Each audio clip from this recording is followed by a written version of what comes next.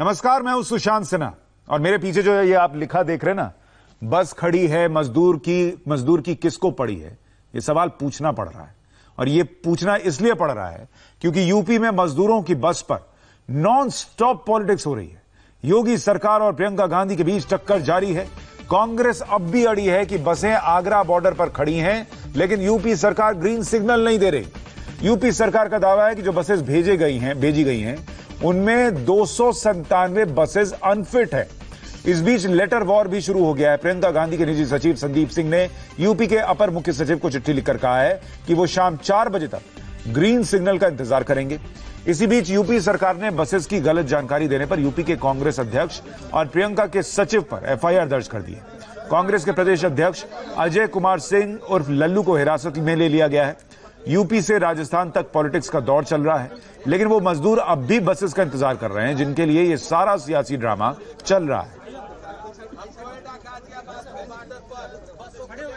सबसे पहले भरतपुर में हमारे सहयोगी मनीष भट्टाचार्य के पास चलते हैं, जो उस स्पॉट पर मौजूद है और बताएंगे कि वहां पर बसेस को क्यों रोका गया है।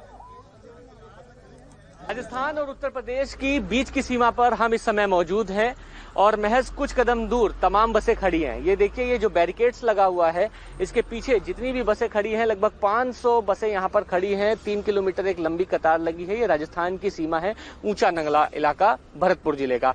और यहाँ से महज कुछ कदम दूर ही ये सामने जो आप देख रहे हैं पिलर, ये उत्तर प्रदेश की सीमा कहलाती है जिसमें प्रवेश करेंगे। लेकिन अभी तक के इन बसों को परमिशन नहीं दी गई है। एक चिट्ठी भेजी गई है जिसमें यह कहा गया है कि 4 बजे तक के इंतजार किया जाए, लेकिन इन 4 बजे तक के इंतजार करने के लिए ये जो ट्रक ड्राइवर्स और जो तमाम बस के जो ड्राइवर और कंडक्टर हैं वो फिलहाल भूखे हैं। उनके लिए कोई व्यवस्था नहीं की गई है। बदइंतजामी जबरदस्त है यहाँ पर और यही वजह है कि तमाम लोग विरोध भी कर रहे हैं। लेकिन इस बीच हम आपको ये बताना चाहते हैं कि 24 घंटे से ज्यादा का वक्त बीत चुका है। ये बसें ऐसे ही खड़ी हुई हैं, ना इनको अनुमति मिली है और ना राजस्थान सरकार की तरफ से कहा गया है कि आगे किस तरीके की रूपरेखा है या क्या करना है इनको। विनोद शर्मा के साथ Manish Bhattacharya, India TV, Bharatpur. Border पर बसेस खड़ी हैं। इसी बीच बस ड्राइवरों का गुस्सा सड़क पर आ गया। भरतपुर में भूखे प्यासे बस के साथ खड़े ड्राइवरों ने खुलासा किया कि उन्हें यहां रोक तो दिया गया, लेकिन खाने पीने का कोई इंतजाम ही नहीं किया गया। ड्राइवर्स कह रहे हैं कि उन्हें यहां तब तक खड़े रहना है या कब तक खड़े रहना है, इसकी कोई जानकारी नहीं दी गई। इन ड्राइवर से बात की मनीष भट्टाचार्य, हमारे सहयोगी ने।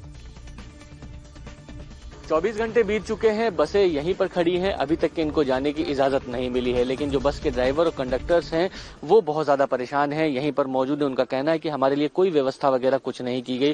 सर, ये कितनी देर से आप लोग यहाँ पर खड़े हैं और क्या दिक्कत हो रही है? कल से खड़े हुए हैं सर। हम तो कोई व्यवस्था नहीं है, ना खाने के लिए ना पीने के लिए, पानी भी नहीं है भाई साहब। हाथ धोने के लिए प्रॉब्लम तो यहाँ भी आ रही है। देखो अब हालत देखो क्या हो रही है हाथों की।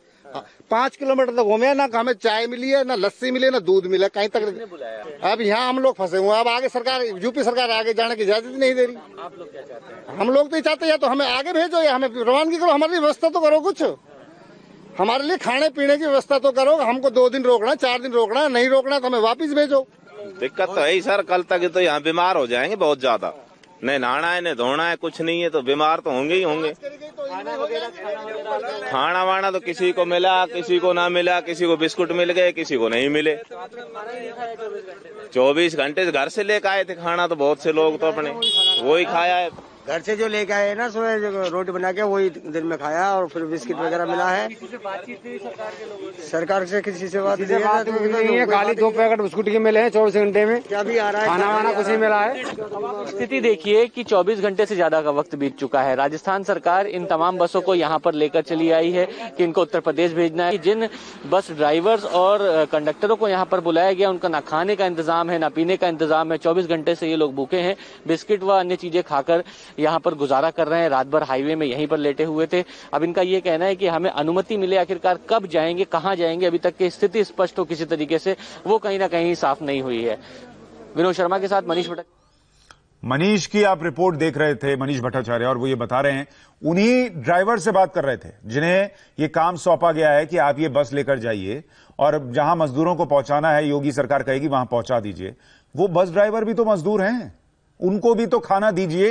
वो कह रहे हैं घर से जो खाना लेके आए थे वही थोड़ा बहुत खाया है, किसी को बिस्किट का पैकेट था तो वो बिस्किट खाई है, उसके अलावा 24 घंटे से उनको खाना ही नहीं मिला है। तो जो बस ड्राइवर है वो भी तो मजदूर है, उनकी भी तो चिंता होनी चाहिए। इधर की सरकार से पूछिए या उस पार्टी से पूछिए, बीच में पिस तो मजदूर रहा है। अब आपको यह भी बताते हैं कि आखिर यूपी सरकार ने अब तक बसेस को ग्रीन सिग्नल क्यों नहीं दी। कल सरकार की तरफ से जो जानकारी दी गई उसमें यह बताया गया था कि कांग्रेस की तरफ से जो बस के नंबर दिए गए हैं उनमें कई एम्बुलेंस, बाइक और कार के थे, लेकिन अब सरकार की तरफ से यह भी दावा किया गया है कि जो बाकी 879 बसेस की लिस्ट है उनमें से कई बसों के कागज पूरे नहीं है।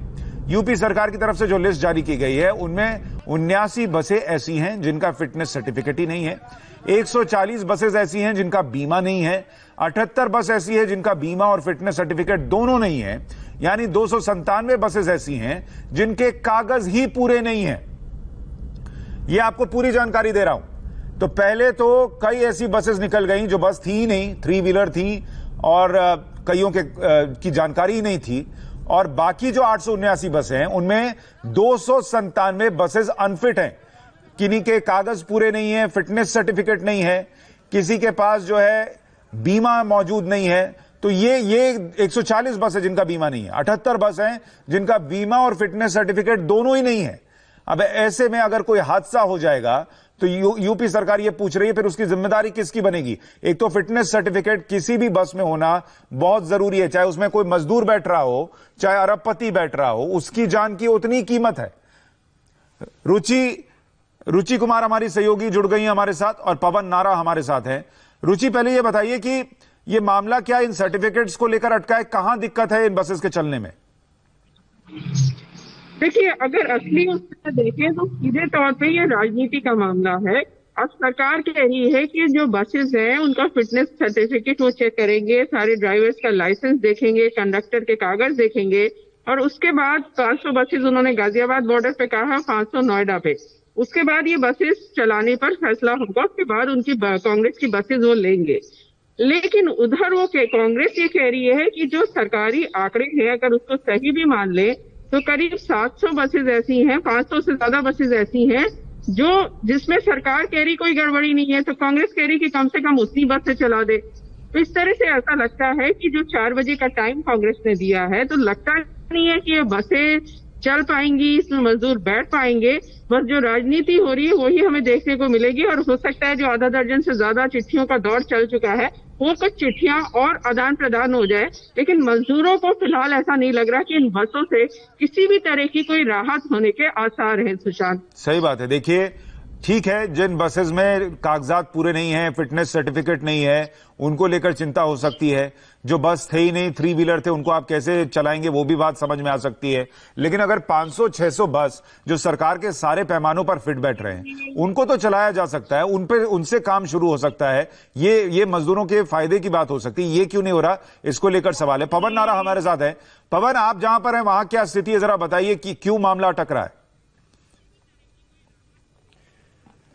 सुशांत, सबसे पहले हम आपको बताना चाहेंगे कि हम लगातार सड़क पर सफर कर रहे हैं। इस वक्त हम पलवल और यूपी के बॉर्डर पर मौजूद हैं। यहां से मथुरा जिला शुरू होता है और मथुरा में बहुत सारी बसें चलाई जा रही हैं। आपको ये समझना होगा कि यूपी में बसों की कमी नहीं है।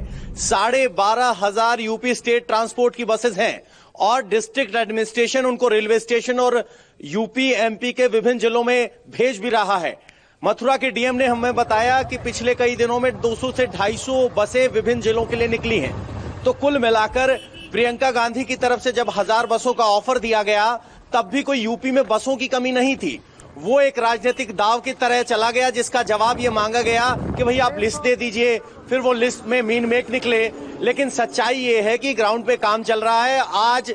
अगर आज की हम बात करें तो मजदूरों की संख्या जो सड़क पर दिख रही थी वो अब यूपी में कम दिखाई देने लगी है। और वजह यह है कि ट्रेन चली है, बस चली है, यानी जमीनी स्तर पर काम हो रहा है, एडमिनिस्ट्रेशन काम कर रहा है। और ये सब टीवी के लिए ऑप्टिक्स है कि राजनीतिक फायदा, नफा नुकसान, नूरा कुश्ती इसे कह सकते हैं। रुचि, एक बात तो है कि सवाल दोनों ही तरफ से बन रहे हैं कि अगर मान लीजिए बसेस की कमी नहीं थी तो कांग्रेस से फिर बस मांगी क्यों गई, अगर मांग ली गई तो जितने फिट हैं उनको चलाया क्यों नहीं गया, ये सरकार से पूछा जा सकता है या पूछा जाना चाहिए। दूसरा सवाल कांग्रेस से भी है कि भाई आप जब राजस्थान में बसेस खड़ी हैं, वहां से हमने देखा लोग मजदूर ट्रक में भर भर के आ रहे थे, तो जो आप यूपी बस भेजने के लिए तैयार हैं उसमें बस में भरकर मजदूरों को भेज देते।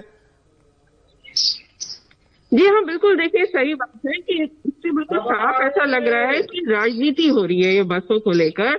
असली मुद्दा राजनीति है। अब तो आप कह सकते हैं कि पार्टी के लिए फायदा पहुंचाने के लिए ऐसा किया जा रहा है। लेकिन दोनों पक्षों की अगर आप बात करेंगे तो दोनों के अपने अपने तर्क हैं। सरकार कह रही है कि मजदूरों को अगर हम बस पे चढ़ाते हैं, हम हालांकि ट्रेन भी चला रहे हैं, बसेस भी चला रहे हैं, लेकिन अगर हम कांग्रेस की भी बसेस में चढ़ाते हैं तो उसकी फिटनेस हम जरूर जांचेंगे। हम देखेंगे कि ड्राइवर उसका सही है कि नहीं। ऐसा तो नहीं है कि वो कोई कांग्रेस का कार्यकर्ता है और ड्राइवर बन गया है, जिससे मजदूरों अच्छा, मैं रुचि आपके पास आता हूँ। आपको कोई फोन आ रहा है, इसकी वजह से वो आवाज साफ नहीं आ रही है। मनीष के पास चलते हैं। मनीष हमारे साथ राजस्थान बॉर्डर पर मौजूद हैं। मनीष, वहां पर ये बसेस जो खड़ी हैं, क्या ये वहां से भी मजदूरों को लेकर आएंगी अगर इजाजत मिल गई? ये खाली क्यों खड़ी हैं? और अभी मैं सुन रहा था आप ड्राइवर से बात कर रहे थे, उनको खाना नहीं मिला है।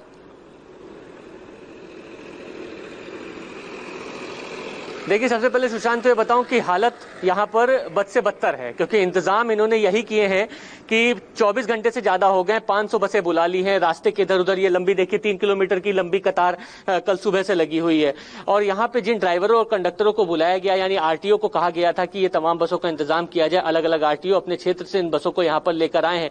ड्राइवर और कंडक्टर परेशान हो रहे हैं, कह रहे हैं कि हमें 24 घंटे का ज्यादा का वक्त हो गया, हम यहाँ पर ऐसे ही बैठे हुए हैं, ना हमें खाना दिया गया है, ना हमें कहीं रहने की जगह दी गई है, ना कोई इंतजाम है, ना कोई जवाब मिल रहा है कि अगला मूवमेंट क्या है, कि यहाँ पर बसें रुकी रहनी है या हमें उत्तर प्रदेश जाना है या वापस जाना है। कोई भी स्थिति साफ नहीं है। जो नेता है वो यहाँ पर महज कुछ कागजों का पुलिंदा लेकर बैठे हैं, एक ही रट लगाकर कि हमने अपने डॉक्यूमेंट सारे उत्तर प्रदेश सरकार को भेज दिए हैं, लिहाजा उत्तर प्रदेश सरकार को अनुमति देनी चाहिए, जो भी सवाल जवाब करने हैं वो पूछ ले, हम वो दस्तावेज देने के लिए तैयार है। लेकिन स्थिति वाकई में भी साफ नहीं है। शाम के 4 बजे तक का फिर भी वेट कर रहे हैं ये लोग कि 4 बजे किस तरीके का जवाब आता है, बसें जाएंगी कि नहीं जाएंगी। लेकिन परेशानी आम जनों को हो रही है। सुशांत, एक स्थिति यह भी है कि ये बसें श्रमिकों के लिए लगाई गई हैं कि भाई जो मजदूर पैदल जा रहे हैं एक प्रदेश से दूसरे प्रदेश, उनको सहूलियत मिले। लेकिन स्थिति यहाँ पर ऐसी दिख रही कि वही मजदूर पैदल जा रहे हैं इन बसों को देखते हुए कि कब ये बसें चलेंगी। राजनीति में ये पूरी चीज फंसी हुई है। उनको तो कोई कहीं ना कहीं सुविधा मुहैया हो नहीं रही है, और बल्कि यहाँ पर राजनीति करने के लिए तमाम लोग बैठे हुए हैं। बताइए, मजदूर वहां से इन बसों को टकटकी लगाकर देखता हुआ चला जा रहा है और बस खड़ी है, लेकिन जो हम कह रहे थे कि मजदूर की किसको पड़ी है वो स्थिति है। पवन, अभी जब आप रिपोर्टिंग कर रहे हैं और अलग अलग हिस्सों में जा रहे हैं, अब जब 400 ट्रेनें चल रही हैं, क्या उसका असर सड़क पर दिख रहा है? क्या मजदूर अब भी उसी तादाद में सड़क पर दिख रहे हैं या उनकी संख्या कम हुई है? अच्छा, मैं आपको थोड़ा सा रोक रहा हूं। बड़ी खबर आ रही है, दिल्ली से सटे गुरुग्राम में जबरदस्त पत्थरबाजी हुई है। पालम विहार से मजदूर गुरुग्राम में एंट्री करना चाह रहे थे। लॉकडाउन की वजह से जब उन्हें रोका गया तो हंगामा शुरू हो गया, पुलिस पर पत्थरबाजी हुई। हरियाणा सरकार के निर्देश पर गुरुग्राम पुलिस ने दिल्ली बॉर्डर सील किया हुआ है। इसी वजह से यहां पर मजदूरों को रोका गया और वहां पर पत्थरबाजी होने की खबर है। पुलिस पर पत्थर चले हैं। ये तस्वीरें मौके की।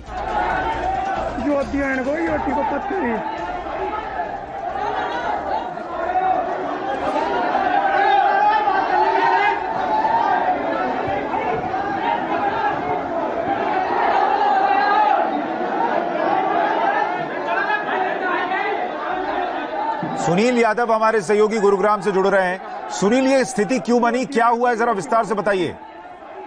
सुशांत, मैं आपको बता दूं कि 1 मई से दिल्ली गुरुग्राम के बॉर्डर्स को सील कर दिया गया था। हरियाणा के जितने तमाम बॉर्डर्स थे दिल्ली से सटे हुए, उन सबको सील कर दिया गया था। उसी के चलते गुरुग्राम के बॉर्डर्स अभी तक सील थे और दिल्ली में जितने लोग रहते हैं, जो माइग्रेंट्स हैं और गुरुग्राम में वो उद्योगदार इलाके में काम करते हैं, चूंकि पालम विहार इलाका उद्योग से जुड़ा है, पूरा औद्योगिक इलाका है, तो रोजाना वहां से हजारों की संख्या में मजदूर इधर आना चाहते हैं क्योंकि उनकी कंपनियां खुल गई हैं, गुरुग्राम में उद्योग खुल गए हैं। इसी तरह आज सुबह भी ये लोग आ रहे थे, लेकिन रोजाना इनको पुलिस वापस लौटा देती है। आज जब ये लोग आए हैं बॉर्डर पर तो पुलिस ने इनको फिर रोका था और उसी से भड़ककर इन लोगों ने आज पथराव करना शुरू कर दिया। इसमें कुछ गाड़ियां जो हमें तस्वीरों में नजर आ रही है, उन गाड़ियों पर भी पथराव किया गया है। सूचना ये भी मिली है कि इनमें 2-3 पुलिस वालों को हल्की चोटें भी लगी है, जिनको अस्पताल भिजवा दिया गया है।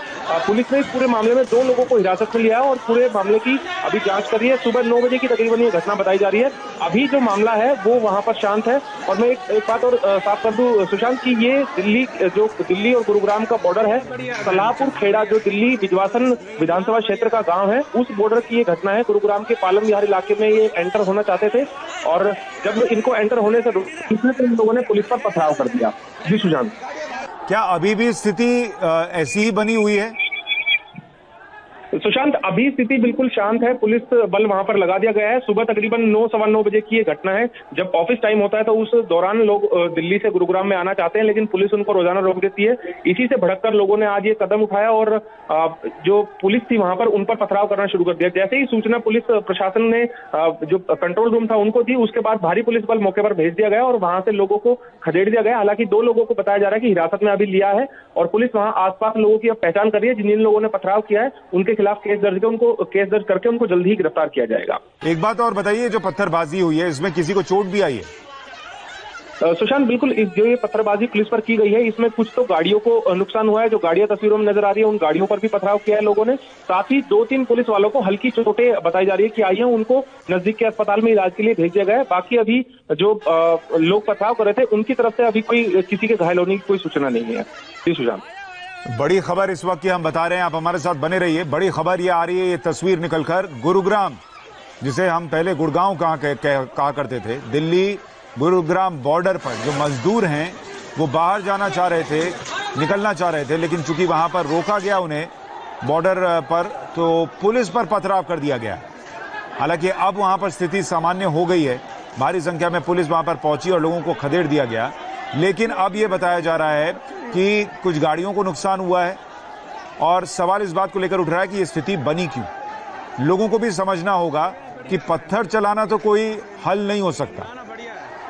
आपकी नाराजगी हो सकती है, आप विरोध दर्ज करा सकते हैं, लेकिन पत्थर बरसाने लग जाएं उन्हीं पुलिस वालों पर जो आपकी सेवा में लगे हुए हैं और उन्हें जो ड्यूटी करने के लिए कहा गया वो वही कर रहे हैं। अपनी मर्जी से कोई पुलिस वाला आपको या आपके किसी इलाके को कॉर्डन ऑफ कर दे या वो उसको सील कर दे, ये स्थिति नहीं बन रही है। तो पुलिस अगर है तो उनको आदेश होगा तभी है, और अगर आपको लगता है कि गलत है तो उसकी शिकायत की जा सकती है, विरोध दर्ज कराया जा सकता है, लेकिन पत्थर चलाना तो रास्ता नहीं हो सकता।